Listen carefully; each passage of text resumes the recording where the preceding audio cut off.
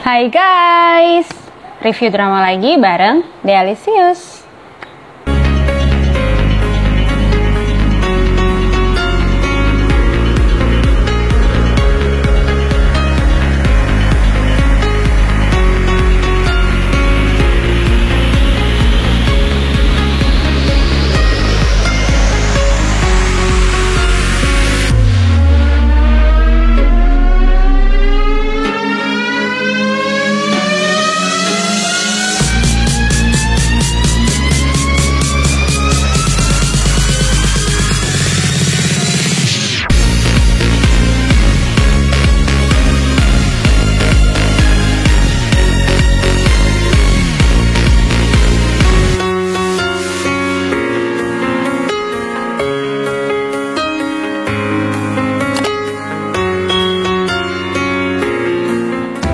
Oke guys, kali ini aku akan review drama ekstrakurikuler atau dalam judul Koreanya Ingansuwop yang berarti Human Class.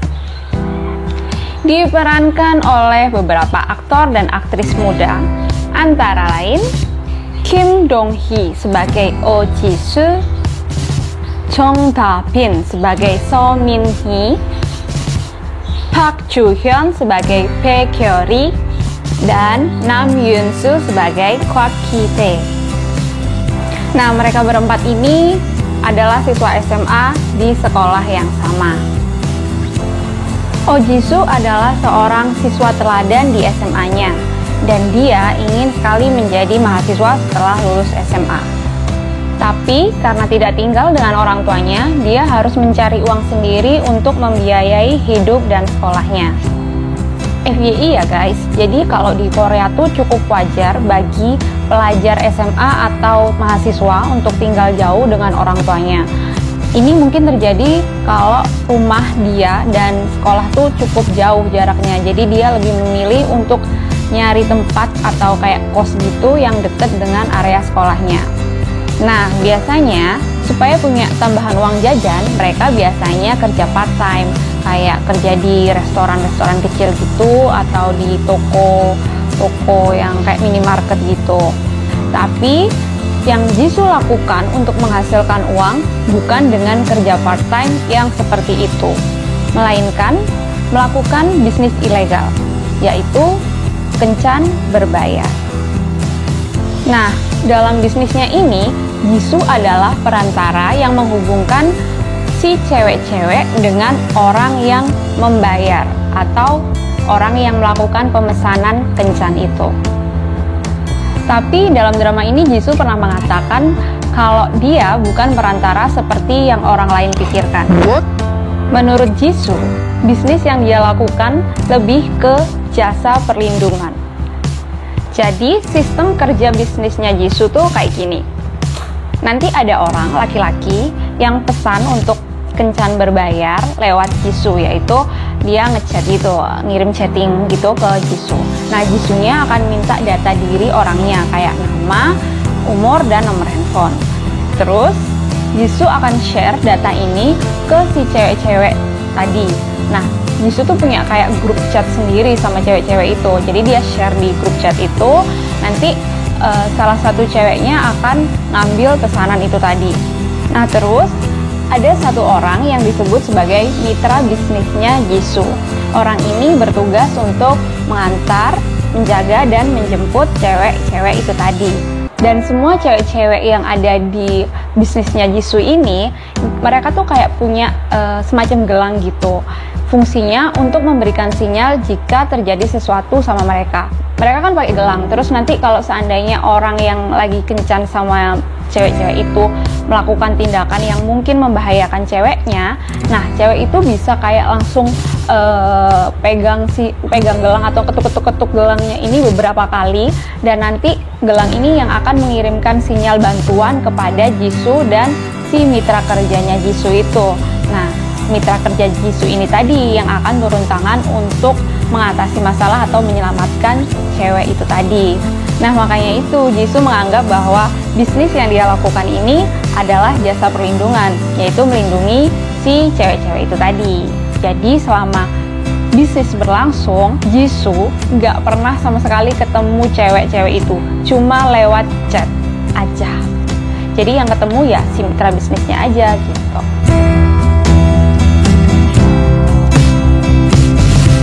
Jisoo ini orangnya pendiam banget, kayak nggak punya tujuan hidup.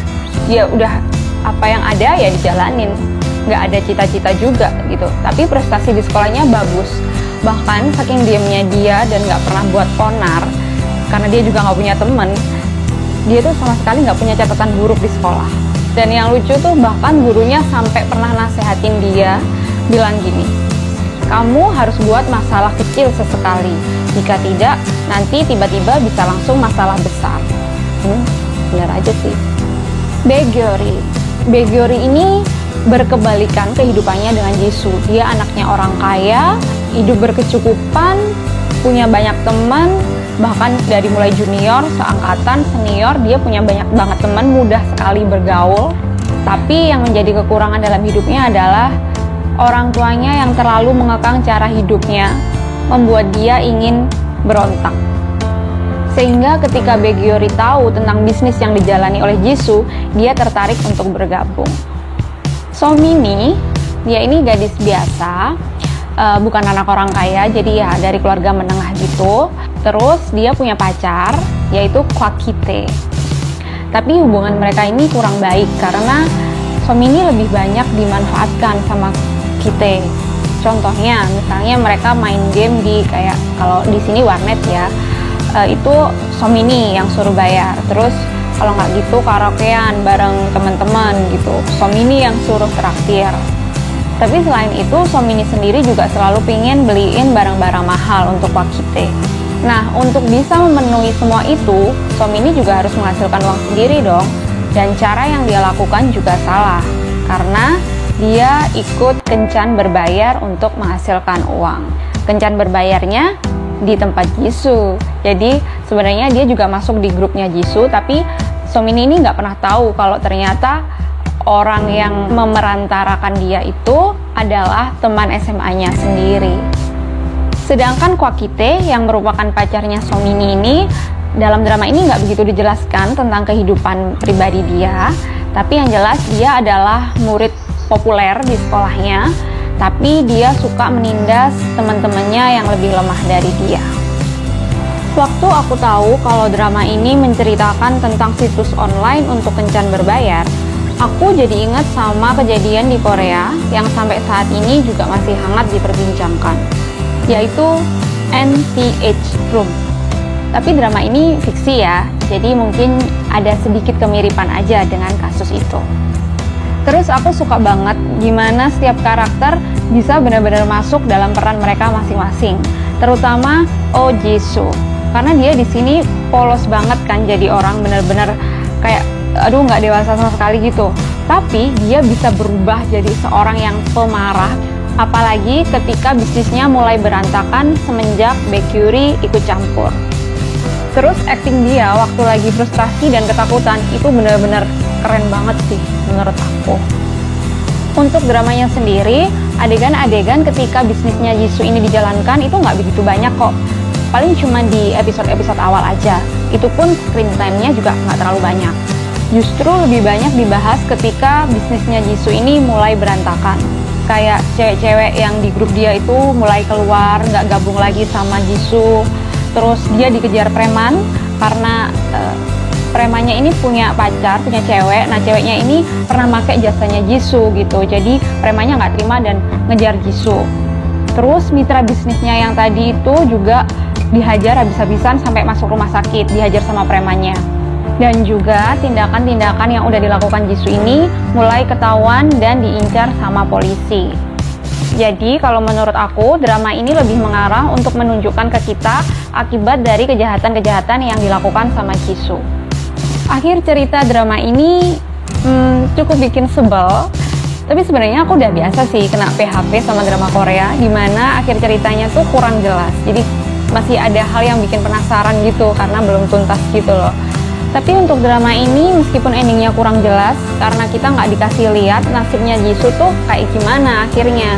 Apakah dia mati karena mau dibunuh sama Kwakite atau jadi pergi ke Sydney sama si Baekhyuri. Mungkin sutradara pengen bikin kita greget aja sih nontonnya.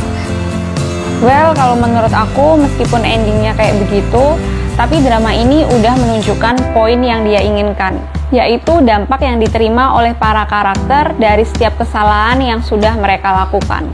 Karena yang hancur di sini bukan Oh Jisoo aja, Somini, Baekhyuri, dan Kwakite. Kehidupan mereka semua juga berantakan. Padahal baru anak SMA yang harusnya masih punya banyak waktu untuk bersenang-senang sama teman-teman dan menikmati masa muda. Oke guys, jadi itu tadi review aku untuk drama ekstrakurikuler. Semoga kalian suka dan sampai ketemu di video-video aku selanjutnya. Bye-bye. Annyeong.